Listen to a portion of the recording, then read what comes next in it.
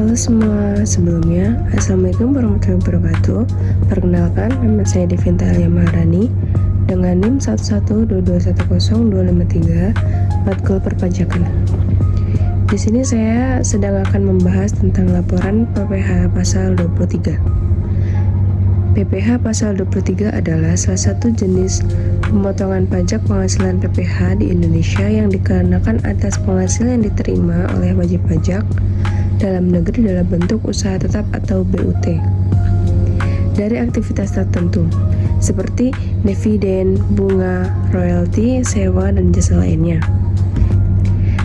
Yang dimaksud dividen biasanya dibayarkan kepada koperasi atau anggota koperasi, dan yang termasuk bunga biasanya ada diskonto, premium, dan imbalan karena penjamin utang.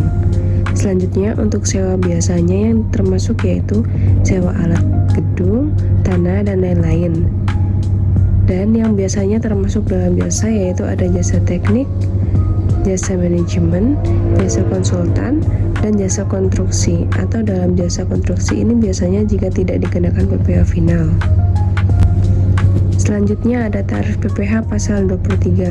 Tarif PPh pasal 23 tergantung dalam jenis penghasilannya. Jika jenis penghasilan dividen, bunga, royalti, sewa itu dikenakan tarif PPh-nya 15%. Tetap jika jenis penghasilannya berupa imbalan atau jasa atau konsultan itu dikenakan PPh-nya 20%. Di sini dengan catatan jika tarif tersebut dikenakan atas jumlah bruto dari penghasilan dan hanya berlaku jika penerima penghasilan memiliki NPWP. Dan jika tidak memiliki NPWP, tarif dikenakan 100% lebih tinggi sesuai dengan ketentuan pasal 23 ayat 1A UU PPh. Baik, kita lanjut. Selanjutnya ada objek PPh pada pasal 23. Objek PPh pasal 23 ini dikenakan atas penghasilan yang dibayarkan oleh pemotong pajak kepada wajib pajak dalam negeri berupa dividen, bunga, royalti, sewa, dan jasa. Selanjutnya ada pemotongan PPh pasal 23 dan penerimaan PPh pasal 23. Di sini kita ke pemotongan PPh pasal 23 terlebih dahulu. Pada pemotongan PPh pasal 23 yaitu kewajiban pihak pemberi penghasilan atau pemotong pajak untuk memotong sejumlah pajak dari penghasilan yang dibayarkan kepada penerima penghasilan atas objek yang dikenakan PPh pasal 23 seperti jasa, sewa, dividen, bunga, dan royalti. Siapa yang melakukan pemotongan pajak?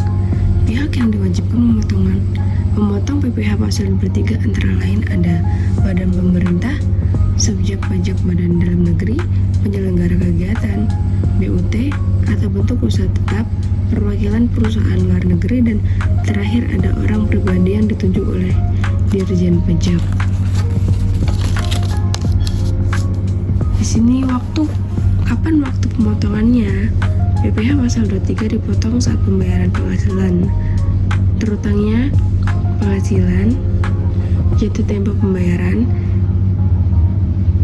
Dari keterangan itu mana yang terlebih dahulu? Sebagai gambaran pemotongan pajak, saya beri contoh. Jika sebuah perusahaan membayar jasa konsultan kepada PT XYZ sebesar 50 juta, berarti objek pajaknya yaitu jasa konsultan di mana dikenakan tarif 2%. Maka 50 juta itu dikali 2% yaitu 1 juta. PPh 23 yang dipotong berarti adalah 1 juta. Jadi perusahaan hanya membayar 49 juta kepada PT XYZ dan menyetor 1 juta ke kas negara. Baik, kita lanjut ke penerimaan PPh pasal 23. Penerimaan dalam konteks PPh pasal 23 adalah penghasilan yang diterima oleh wajib pajak dalam negeri atau penerima jasa atau pembayaran yang merupakan objek dari PPh pasal 23. Namun, jumlah yang diterima biasanya telah dikurangi oleh pemotong pajak. Lalu, siapa yang menerima penghasilan? Yang menerima penghasilan yaitu yang pertama ada wajib pajak dalam negeri, baik badan maupun perorangan.